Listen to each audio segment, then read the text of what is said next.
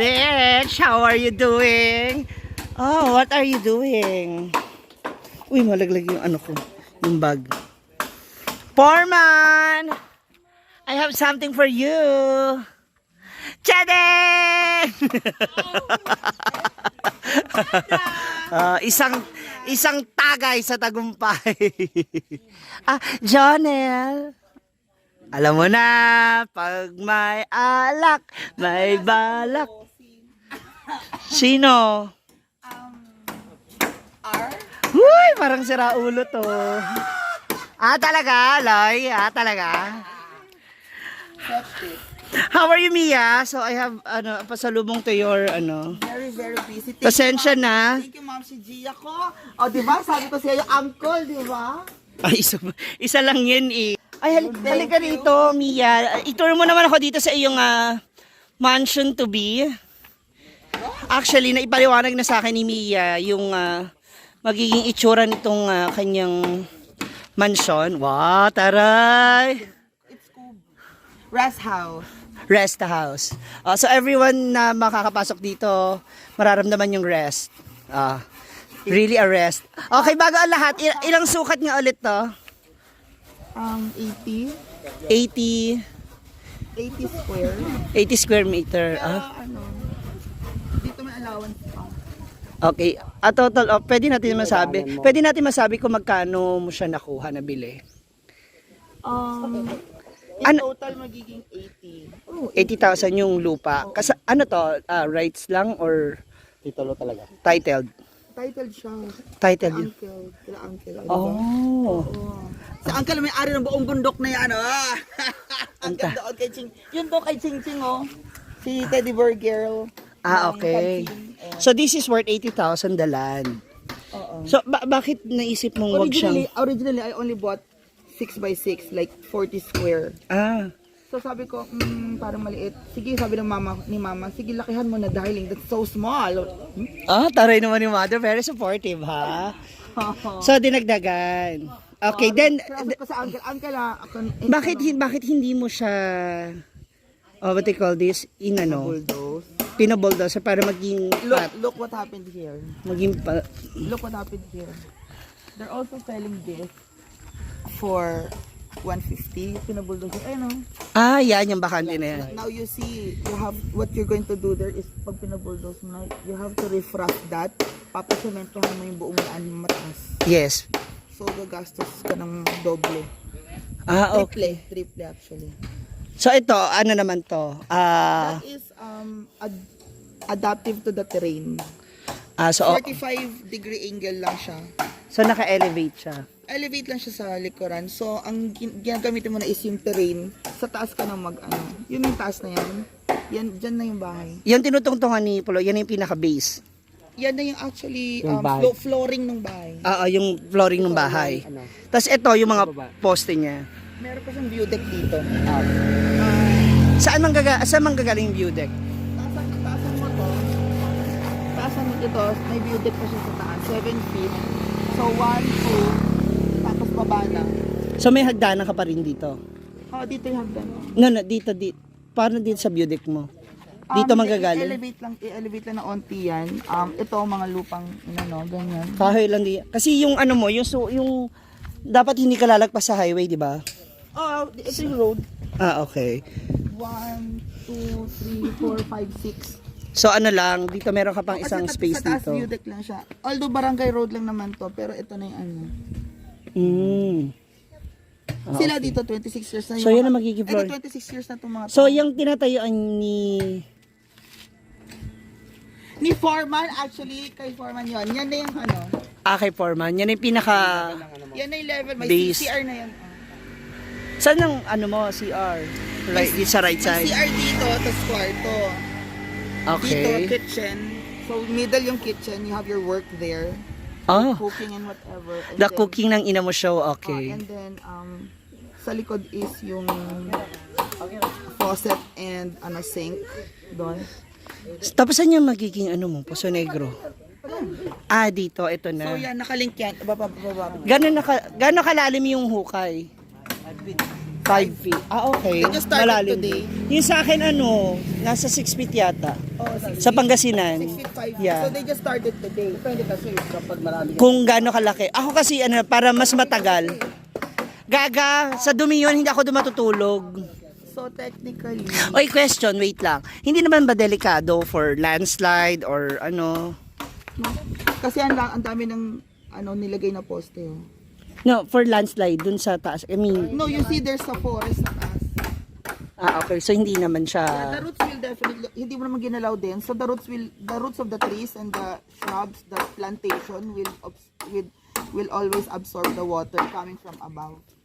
Now, dun sa likod, so bago pa man... sa likod, meron gagawing shielding doon. So yung shielding, yung water, hindi bababa dito. Dito aagos sa gilid. gagawa si Foreman na... May shielding pa yun sa likod. ano tawag mo? Irrigation? Parang ganun? Pero shielding siya. Shielding ang tawag. Taray. Popogi. Shout out naman. Pahay naman dyan. Diba? Okay, meron ka bang date kung hanggang kailan, ilang weeks, ilang months? Kasi Okay. mabilis na yan, na flooring na yan sa... So, yung ang pinakabato mo lang talaga sa bahay mo is this yung pinakapaa. Those are, ilan yan, Foreman? Ilang poste yan? 8? 1, 2, 3, 4, 5, 6, 7, 8, 9, 10, 11, 12. 12 na po. Sabi sa pungsoy, maswerte kung 35. Ha? Anong Foreman? Paano yung alog?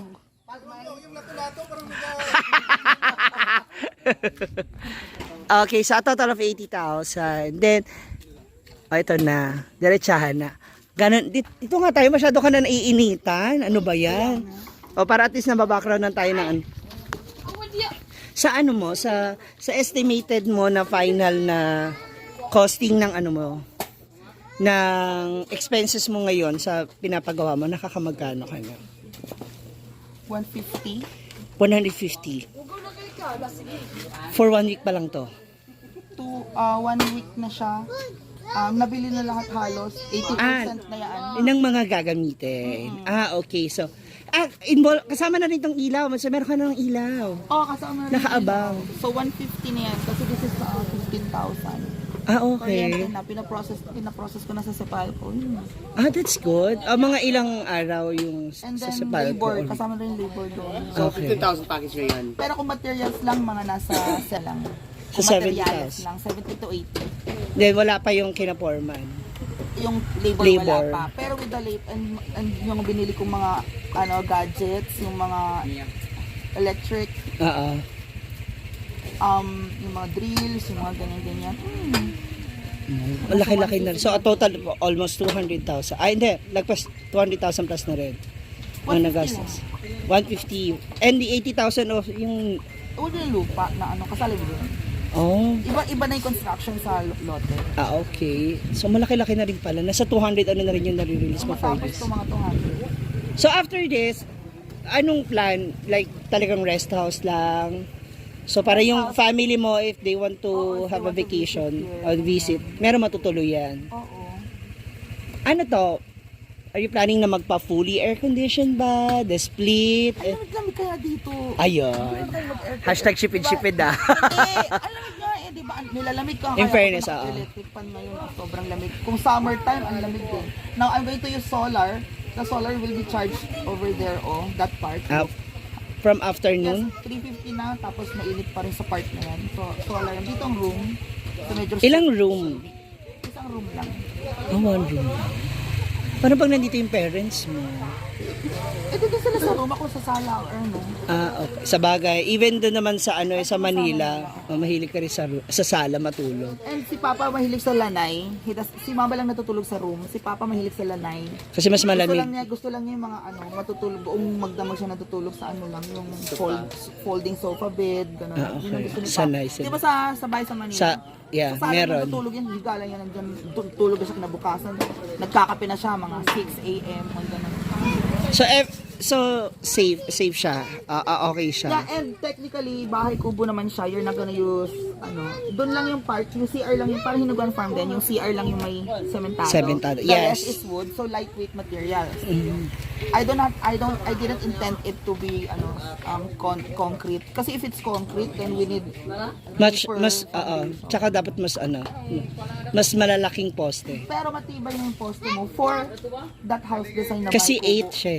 8 din. Kung kanyari, imagine mo, ganyan lang itatayo mo dito. Yeah. Laki ng poste mo. Yeah. Diba? Ganun lang. Wow. Open space na yung sala mo, ay yung kitchen mo, yung room na ilalak.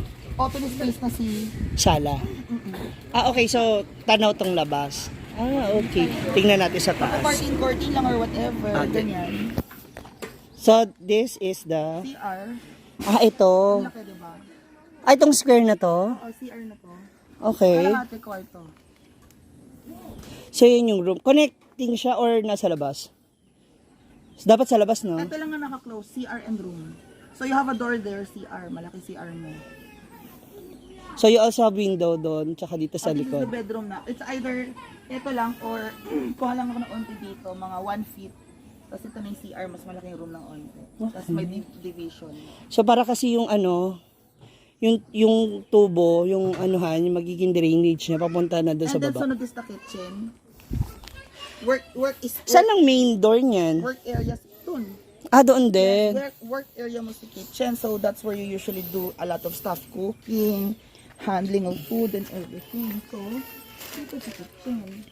Gitna. Diyan sa gitna. There's your kitchen. Kitchen and dining. Kitchen. And you have a cooking area there. Then the sala. That is actually open.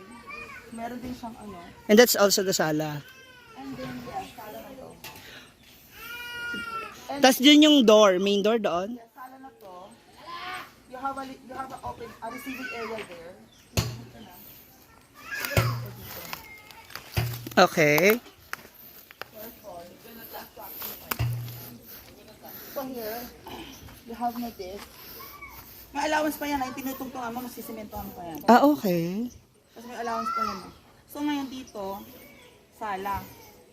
Saan ang hagdan mo yan? Yung inapaka mo? So, dito. So your door, open of your door is here. Okay. I got it. Okay. 1, 2, 3. Aha. 3. Diyan. Receiving area mo na yan. Okay. And then deck na sa baba. Yan yung hagdanan. So the deck is open space na. So yung hagdanan mo, meron ding So hagdan is from here. okay. Bababa dito. Bababa dito tapos bababa na pag ganun. Okay. So ganito. Taray. So paano itong ilalim? Do you have any plans? Anong gagawin sa ilalim? Ana-ana. Dito na. Tapos baba ka na dito. Ang lalim pala ng hukay, ha? Dito ka na. Kasi stairs to, kasi staircase. Okay. May parking. Yeah. As well, correct. Para hindi Hindi mo tumaano. mahirap alisin. Nasa ilalim na to. At saka mas safe feeling ko. Makakatulong din siya para maiwasan yung landslide. No? Hindi mo na landslide because technically landslide is usually yung mga areas na ginalaw na sa taas. Okay. Yun na Virgin sa taas. Okay. Akitin man natin virgin yan sa taas. Sana all virgin. Dito ka na. Hanggang saan yung lupa mo dito? Yan? Yung inapaka mo? Okay. Malaki pa rin pala. So, pwede ka pa rin pala makapaglagay ng parking dyan sa gilid. Baba ka na dito. Dinaikot mo na pa. Dito, Dyan yung deck. Yung... parking ka na dito. Mga motor, Ang laki. Etong poste na to, para saan to? This one. lahat. Pang support din siya. That's good. At least, siya, 12 lahat. kahit magyugyugan or maraming tao, safe siya. So dito na, eto parking. And I can have a little shop there. Vape shop. Ganun. I don't like to clarify ha. Ayoko yung mga kakatok-katok sa akin para sa pisong candy. Ayoko ng ganon. Ayoko daw magtatay ng yung kakatok-katok sa akin para sa pisong candy. Ang daming tindahan doon eh. Oo. Hindi kasi syempre nga naman. Huwag ka magbenta ng candies. Oo. Bake shop yan, bake shop. Yung mga, ano. Ayaw ka lang. Dapat mag-parlor din tayo. Oh, parlor, pwede. Yung ganyan. Or Ba- gusto ko yung microblading shop ko. Yeah. Ano ba dito? May lodge. Yan, yung inaupakan mo, ilalim yan nung so pwede ka dyan. Tapos dito, dahil may shop ako, dito na rin, yung may CR dyan, service na CR. Yeah, para yung sa na rin, septic. Yun lang.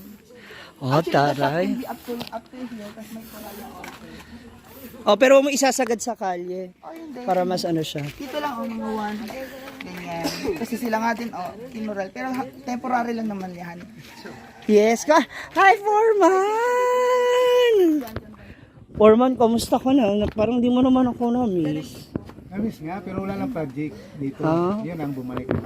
Hindi na-miss kita. Ay! Napakalandi pala ni Foreman. No, actually, ang ganda na. Okay na rin naman siya. Actually, yeah. Ano mag-isa dyan eh? Bibisita lang. No, hindi ka mag-iisa dahil manggugulo kami sa iyo sa ayaw at sa gusto mo. Kahit hindi mo ako pwedeng simangutan dahil no choice ka, manggugulo kami sa iyo. Ay, yung tubig mo, paano pala? Ito. Butas ng mga Ito? siya. Daan dito sa may tubo eh. Ito? Dito lang daw, may inject lang daw sila. Ah, talaga? Oo, di ba? Diyan na mag-inject. Kaya inuna ko na yung kuryente. Ito yung tubig. Ay, oh. Tubo to eh. Ang Ako kabila taray. may host nga yung mga host. O, dyan yung kay Ate Ami. Dito galing? Hindi sila kumakain kay Ate Ami. Sa dami nagluluto sa kanila lunchtime. Dyan na ako kumakain din pag lunchtime. Okay ka, Bob. So I'm so sorry. Nung last time ko pumunta birthday na rin, okasyon. Wala naman okasyon ngayon, di ba? Chika lang. Hindi ako makabisita. Ito, Yeah, I know. And you have to focus talaga. May nahukay na ba na ginto? Meron na? Gintong panty, obra, ganyan. Oh, Ma'am CG, di ba? May kailangan si Foreman. Niya yung kailangan natin mabili yung konkreto. Kanina nagbigay ko. Yeah, para mas mabilis kasi. Saan ako hanapin ni Foreman kung chika-chika So yan yung ito yung parang Prospect. Opo. Na Yan na aura. yan sa taas. wow. Open yung space tapos yun naka-close na dito. I love it. Ang ganda nito. Kaya Ma'am CG, tingnan mo, dahil naka-close siya, may lock, may door, may pader, di ba Foreman, medyo mas mabigat. Kaya yung flooring niyaan, sabintado, pero may support, lalagyan na yung Foreman Yeah, support. kailangan din na. Yung CR lang naman yung CR ang magpupull diyan na part kasi heavy siya. And then the rest is may mga support na mga ano. Congratulations in advance. So I know. Medyo nakaka-stress yun pala. So ngayon naiintindihan mo na yung feeling ng mga nagpapagawa Nung nasa ba? barracks tayo noon, si Brenda, pinagaling si Brenda, pero, ha? Stress pala siya sa Ganun na pala, gustusin. Diyos ko, oo. Kaya pala, tinubuan na siya ng pimples. At hindi natapos, dahil na-stress siya sa paggawa ng bahay. Ayan. And of course, the team of Foreman Tade. Every morning, nandun ako sa, magko-coffee lang ako doon, magko-computer, mga data, upload, ganyan. Kasi malakas ang 5G ko doon. Paano yun dito magpapa, ka rin? PLDT. Wi-Fi. So, there you go mga moms. Ayan na yung, sabi ni Mia Kubo? Rest house pala, sorry. Rest. So, yun nga raw, sabi The nga niya, original is rest design, house. the original design of this house is this house is created in Illinois in the 1940s. That is a Farnsworth house. Pero di mako. May nag-comment nga, I'm from Illinois, Mia, and alam ko yung Farnsworth house na yan. Ito. This is an architectural heritage design na from the US 1940s pag ginawa. By Dr. Farnsworth yung paggawa. The So, may architect. siya. Ay, di pwede pala rito dito sa deck na to. Ito, yung baba. Yan. So, pwede dyan na receiving area din ng mga bisita mo. Oh, okay. Pero open lang siya. Hindi naman delikado yung kahoy. Baka masira o mga. It's mahogany. Okay. So, kung mahogany. And meron pa ilalagay dito si Foreman banda na yung poste ng deck. Okay. Maliliit na Para kasi mas- deck na lang siya. Di ba, Foreman? Ang galing Deck na talaga lang. ni Foreman. Foreman, ako na rin gumawa ng ano.